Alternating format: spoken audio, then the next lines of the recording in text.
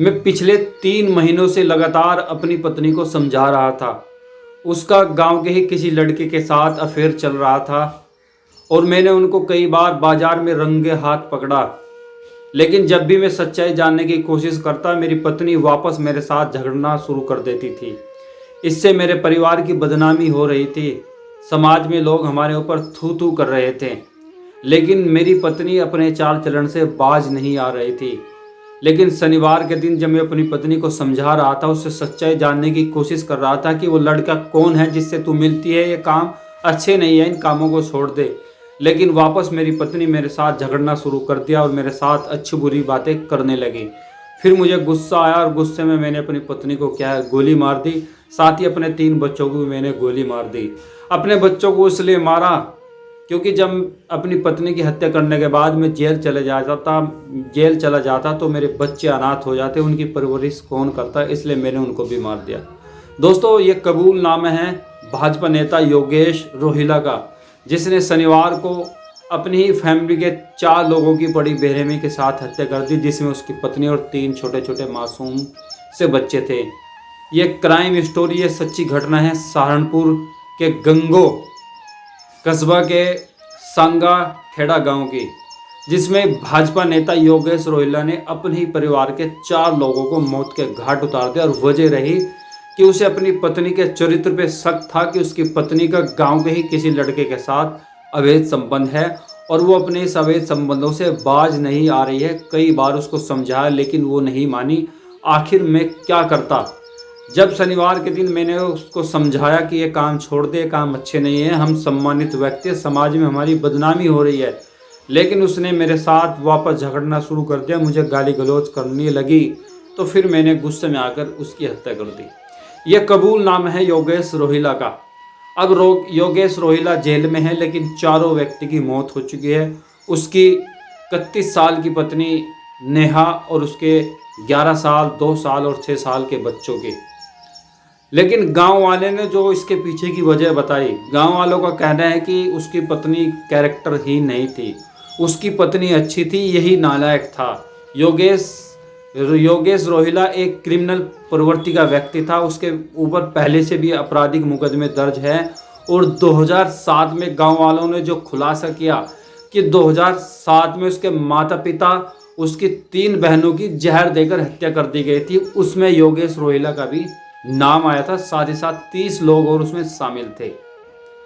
दोस्तों, जो कबूलनामा योगेश रोहिल ने किया कि कैरेक्टर लूज होने के कारण, शक के आधार पे मेरी पत्नी का अवैध संबंध होने के कारण मैंने उसकी हत्या की, लेकिन इसके पीछे वजह कुछ और हो सकती है। अभी पुलिस इन्वेस्टिगेशन कर रही है।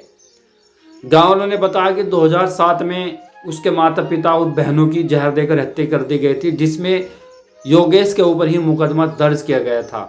और 2013 में इसकी जो पहली पत्नी थी रेखा, उसके भी जहर खाने से मौत हुई थी, तो आरोप ये थे कि उसकी भी हत्या की गई थी।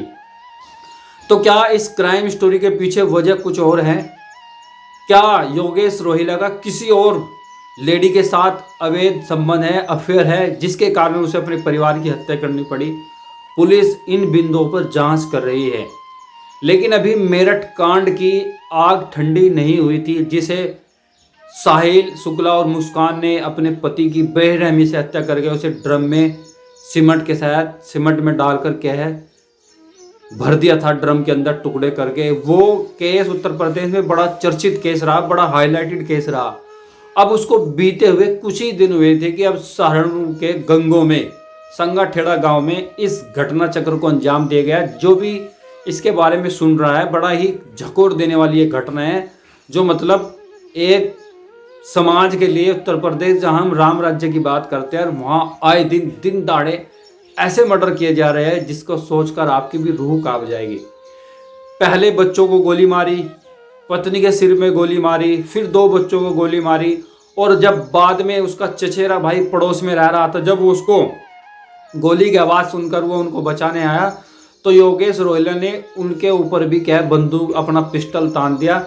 वो तो गनीमत रही कि गोली खत्म हो चुकी थी, वरना वो अपने चचेरे भाई को भी मार देता। इतना खूंखार, इतना गुस्से में था योगेश रोहिला।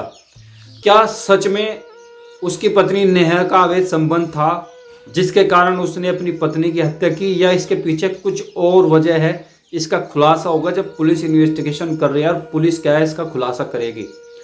लेकिन अपने ही परिवारों की, अपने बच्चों की, अपनी पत्नी की इस तरह से बेरहमी से हत्या करना कहीं ना कहीं ये बड़ा जघन्य, बड़ा खूंखार अपराध है। और किसी भी समाज के लिए, कानून व्यवस्था के लिए इस तरह के मर्डर बिल्कुल भी ठीक नहीं है। इससे लोगों में एक डर का, भय का माहौल पैदा होता है।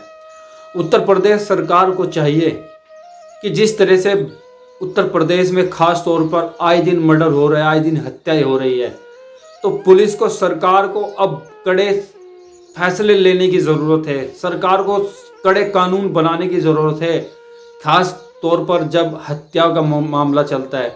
ऐसे लोगों के फास्ट ट्रैक में मुकदमा चले और जितनी जल्दी हो सके इन लोगों को फांसी के फंदे तक लेकर इनको फांसी के फंदे तक लटकाया जाए। उनको क्या है, मौत की सज़ा दी जाए। वरना आए दिन आप देख रहे हो, कभी बेटी का बलात्कार की हत्या, बलात्कार करने के बाद हत्या कर दी जाती, कहीं किसी की चौराहे पे हत्या कर दी जाती, कहीं परिवार के लोग अपने को मार देते, चाहे वो आगरा कांड हो, कहीं का भी कांड हो। आप देखिए कितने बड़े बड़े इस उत्तर प्रदेश में 2025 में कितने बड़े बड़े अपराध हुए। आगरा के होटल में आपने वो देखा, लखनऊ के होटल में जब आगरा के परिवार की हत्या कर दी गई। अब ये हत्याकांड आप देखिए, मेरठ हत्याकांड आप देखिए, चारों तरफ आपको हत्या ही हत्या, हत्या की खबरें सुनने को मिलेगी। योगेश रोहिला, जिसकी सरकार है, भाजपा का नेता, पिछले 10 साल से सरकार से जुड़ा हुआ है, फैमिली का मर्डर करता है, पुलिस को फ़ोन करता है, पुलिस उसको गिरफ्तार करके ले जाती है। अब क्या होगा? इन्वेस्टिगेशन चलेगी, कई सालों तक जेल में रहेगा, लेकिन क्या मरने वालों की आत्मा को शांति मिलेगी? क्या आप उसको न्याय दिला पाएंगे? बिल्कुल नहीं दिला पाएंगे। ये बड़ा ही मानवता को शर्मसार, इंसानियत को मारने वाला और पूरे समाज की हत्या करने वाला अपराध आप कह सकते हैं। 3 मासूम बच्चे, 11 साल की उम्र, 2 साल की उम्र, 6 साल की उम्र, 31 साल की एक पत्नी जिसके ऊपर गलत शक कह सकते हैं आप कि सिर्फ शक के आधार पर उसकी हत्या हुई है। इससे घोर जघन्य अपराध क्या होगा इस समाज के लिए। तो दोस्तों, योगेश रोहिला ने जो किया वो बिल्कुल ना माफ़ी वाला अपराध है। ऐसे लोगों को सिर्फ फांसी की सज़ा होनी चाहिए। आपका क्या ख्याल है? कमेंट करके बताएं और मेरे यूट्यूब चैनल वाजिद मोटिवेशन को जरूर सब्सक्राइब करें।